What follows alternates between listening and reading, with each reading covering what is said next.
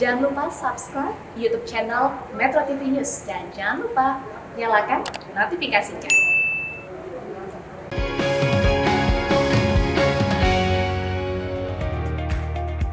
Kembali dalam Selamat Pagi Indonesia, pandemi COVID-19 membuat sekolah libur dan beralih ke pembelajaran jarak jauh via daring. Hal tersebut membuat usaha warung internet kembali ramai. Salah satunya adalah pengusaha warnet di Surakarta yang memperketat protokol kesehatan. Pengelola warnet dan game online ini mengaku selama pandemi COVID-19, pelanggannya terus meningkat karena kewajiban sekolah online. Maka tidak sedikit yang memanfaatkan perangkat di warnetnya termasuk untuk bermain game. Meski begitu, pengelola warnet menerapkan pembatasan jam bermain game untuk anak-anak khususnya yang belum mempunyai kartu tanda penduduk. Mengingat bermain game dalam jangka waktu panjang dapat berpotensi menyebabkan gaming disorder. Selain itu, pengelola warnet juga tetap menerapkan protokol kesehatan seperti melarang pelanggan tanpa masker, mewajibkan untuk selalu mencuci tangan, memberikan sekat pada tiap bilik komputer mereka, dan melakukan penyemprotan disinfektan secara berkala sebagai upaya agar pelanggan terlindungi dan menghindari dari potensi klaster baru.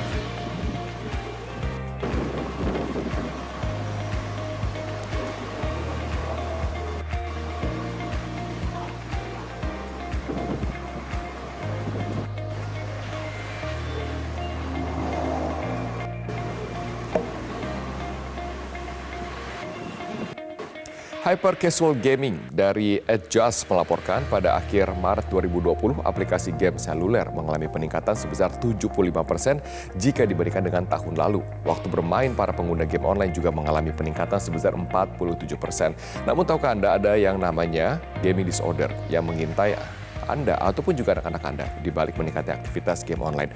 Apa itu akan saya bahas bersama dengan seorang dokter yang telah bergabung melalui sambungan Zoom.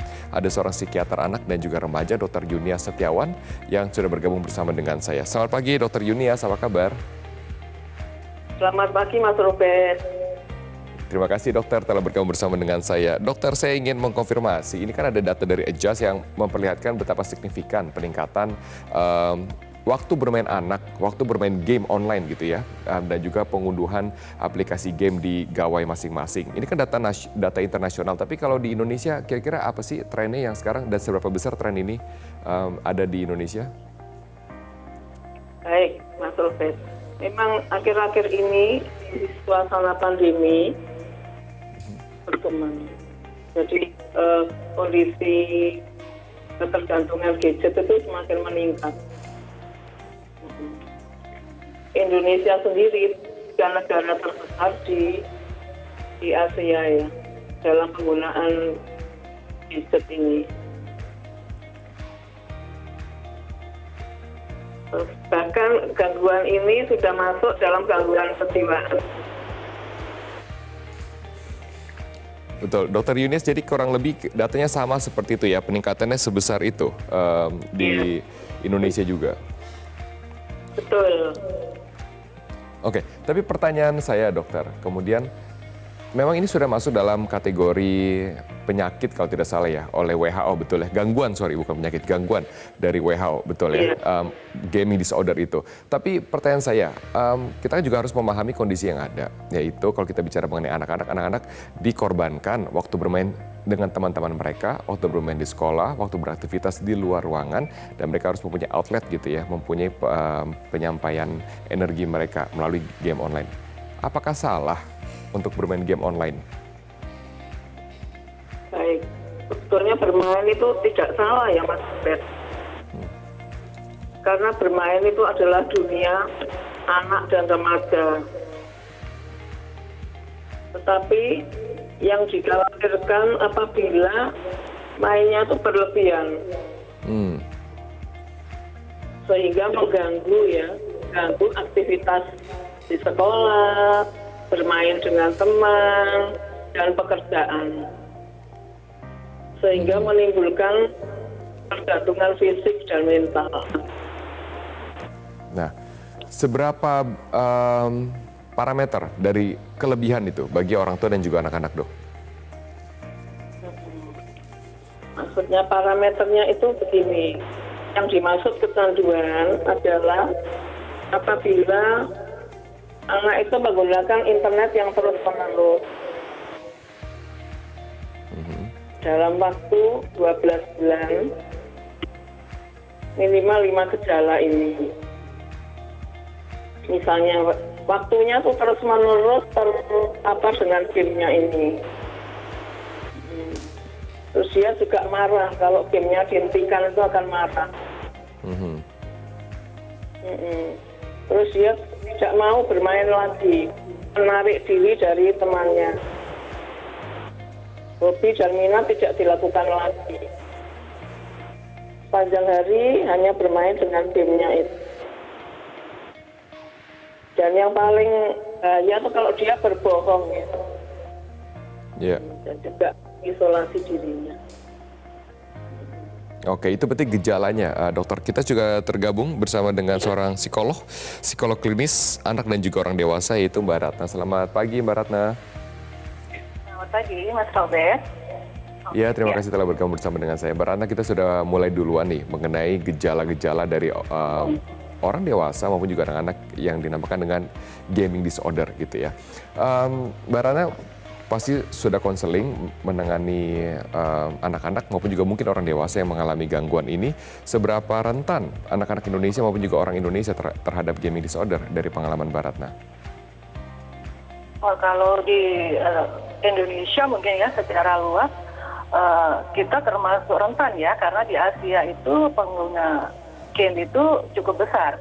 Tetapi kalau dilihat juga dari tempat praktek saya, dalam 1 atau 2 bulan itu kita menjumpai kasus 3-4 ya, 3-4 anak yang dikonsultan dan remaja tentu saja. Ya. Jadi cukup krusial ya permasalahan ini, apalagi sekarang kan kondisi pandemi, sehingga mau tidak mau anak-anak juga otomatis menggunakan gadget itu selain untuk belajar juga untuk bermain game ya di sela-sela waktunya. Betul.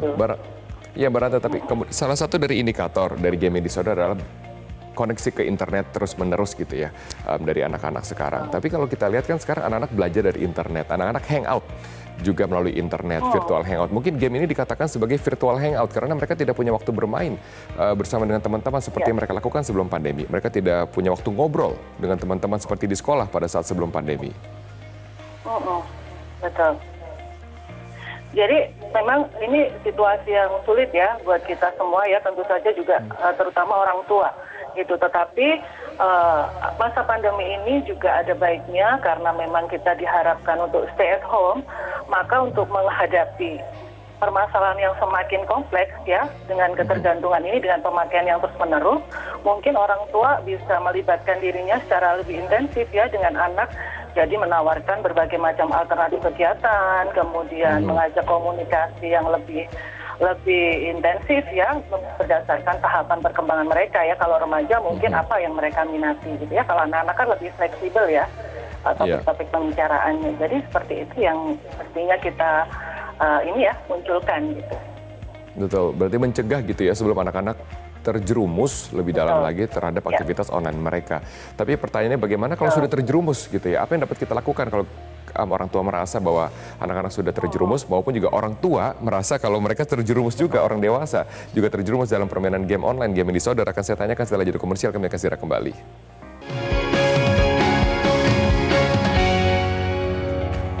Akan saya lanjutkan bersama dengan seorang psikiater dan juga seorang psikolog. Pertanyaan saya, bagaimana kalau seseorang merasa sudah terjerumus ke dalam gaming disorder atau anak-anaknya terjerumus? Mana langkah yang lebih tepat ya? Mana tahapan? Apakah ke psikolog atau ke psikiater? Saya tanyakan dari psikolog dulu deh, dari Mbak Ratna. Mana tahapan yang tepat untuk mendiagnosa diri menderita gaming disorder? Jadi memang setiap disorder ya, setiap gangguan dan penyakit itu punya level-level keparahan ya. Kalau masih tahap ringan, biasanya kita masih bisa intervensi untuk perilaku ya, kemudian keluarga diberikan edukasi, kemudian kognitifnya dibetulkan gitu ya, ditanamkan nilai-nilai dan sebagainya. Tetapi kalau sudah ke arah sedang berat, biasanya kekacauan itu muncul dengan adanya gangguan-gangguan pada fungsi keseharian.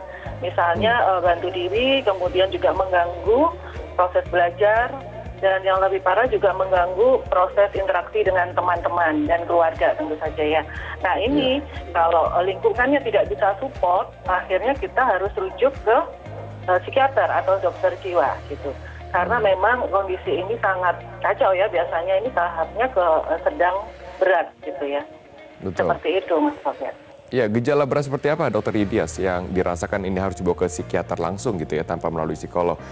Dokter Idias juga mengatakan ini harus dievaluasi selama kurun waktu 12 bulan. Tadi kan indikator dari WHO kalau tidak salah. Tetapi pandemi ini kan baru sekitar 7-8 bulan di Indonesia. Berarti anak-anak beralih kehidupannya ke virtual lebih banyak baru sekitar 8 bulan. Nah, bagaimana untuk mendiagnosanya? Baik. Jadi dari adiksi sendiri yaitu ketergantungan. Jadi penggunaan yang meningkat. Nah, kita lihat nih bagaimana motivasi dari anak atau remaja tersebut, pengasuhan dari orang tua, dan pengaruh lingkungan. Karena itu yang membentuk self konsep anak, bagaimana nanti dia mau sembuh atau mau tetap tergantung. Nah, tahapan adiksi internet itu sendiri juga bertahap ya. Awalnya salience itu jadi dia menggunakan internet menjadi aktivitas utama sehari-hari, pikiran, perasaan, perilaku itu terfokus pada internet. Yang kedua terjadi modifikasi daripada suasana perasaannya tersebut. Jadi dia merasa mudah tersinggung, nambing itu kosong begitu ya. Mudah tersinggung. Nah, kalau sudah seperti itu, tahap ketiga yaitu toleran. Jadi ada peningkatan penggunaan internet tersebut. Nah, akibat penggunaan internet yang terus-menerus akan menyebabkan kondisi withdrawal. Jadi ketika orang tua itu berusaha menarik atau mengambil HP-nya, anak itu akan marah, nangis gulung-gulung, ya. Terus mogok, nggak mau sekolah, begitu. Nah, ini mungkin yang harus ke psikiater. Karena dapat menimbulkan konflik dengan orang tua, guru, teman, di mana ini risiko kekambuhannya cukup tinggi. Nah, kita biasanya terpadu penanganannya dengan psikolog klinis. Karena psikolog klinis itu juga mendalami kan masalah-masalah perilaku. Iya. Nah, ini kenapa perlu ke psikiater? Karena ada gangguan neurotransmitter. Nah, jadi zat kimia di otaknya terganggu. Ya, iya. Betul. Tahapannya apakah harus ke psikolog, baru kalau sudah berat baru ke psikiater, atau bisa langsung pilih salah satu, Dokter Yunias? Itu tergantung juga pasiennya itu ya. Sering pasien itu datang ke kami dalam kondisi, ini dok, saya terganggu, sekolah saya, skripsi saya nggak selesai, begitu. Jadi selain ke psikiater, nanti kami berkolaborasi dengan psikolog klinis.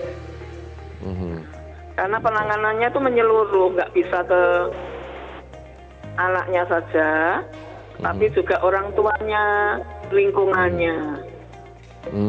Jadi ada bio itu kan dengan obat, pendampingan psikologis, sosial spiritual itu lingkungannya semuanya.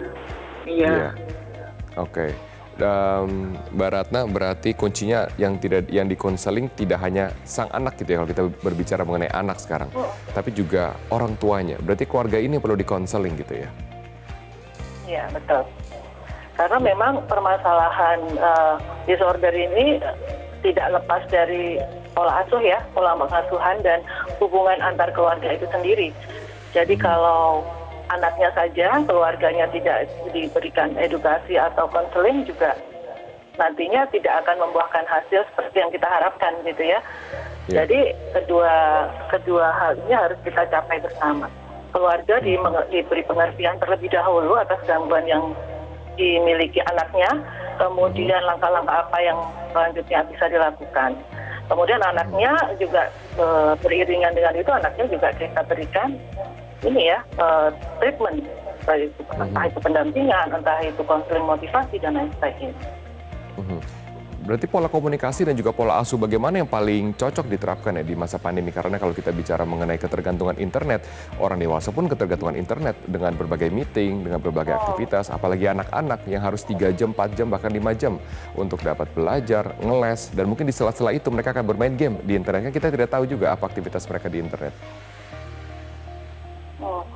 Jadi memang pola asuh saat ini itu tidak boleh lepas dari pengawasan ya, pengawasan yang lebih intens. Jadi karena tidak mungkin juga kita menghambat ya, dalam arti kata memisahkan anak-anak dari gadget karena proses belajar semua ada di situ.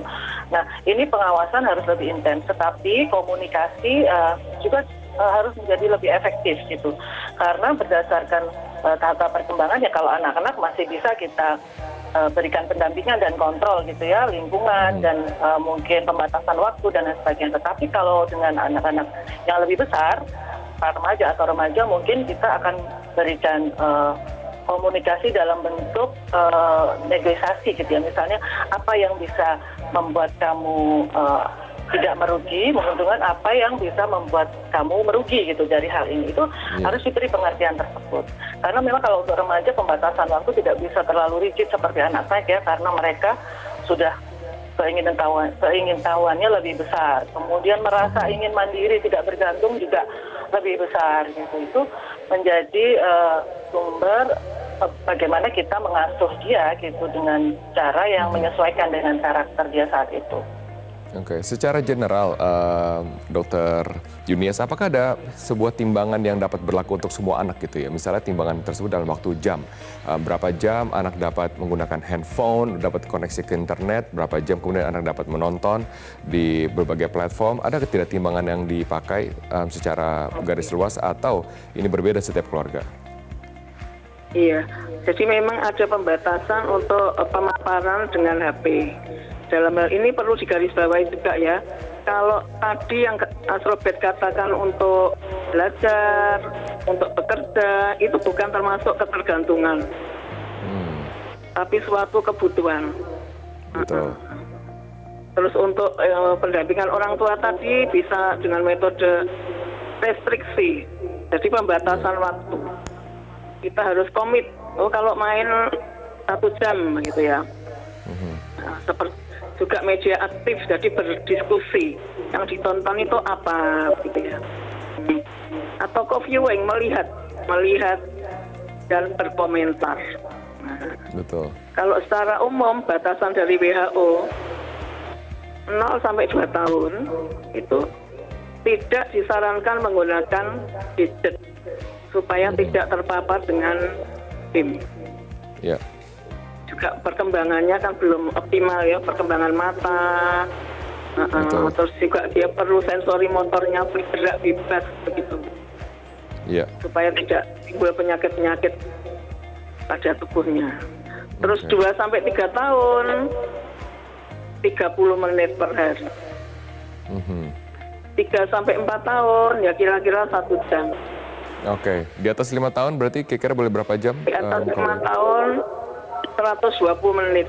Tapi artinya itu dengan jeda ya, tidak 120 menit itu karena boleh jadi dibiarkan 120 menit. Yes. Oke. Jadi Terima harus kasih. seimbang. Ya. Betul, terima kasih Dr. Yunias dan juga Mbak Ratna. Jadi kalau saya garis bawahi penting sekali radar orang tua ya untuk kemudian mendeteksi apakah mereka sudah masuk dalam gaming disorder dan juga pisahkan dari kewajiban mereka yang dilakukan secara internet yaitu bersekolah maupun juga ngeles, mungkin juga ekskul sekarang di siang-siang hari. Iya. Terima kasih Dr. Yunias, terima kasih Mbak Ratna telah berbagi pengetahuan bersama dengan kami dalam Selamat Pagi Indonesia. Kami akan segera kembali bersama dengan Sarawin, kami akan hadir dengan segenap informasi aktual lainnya.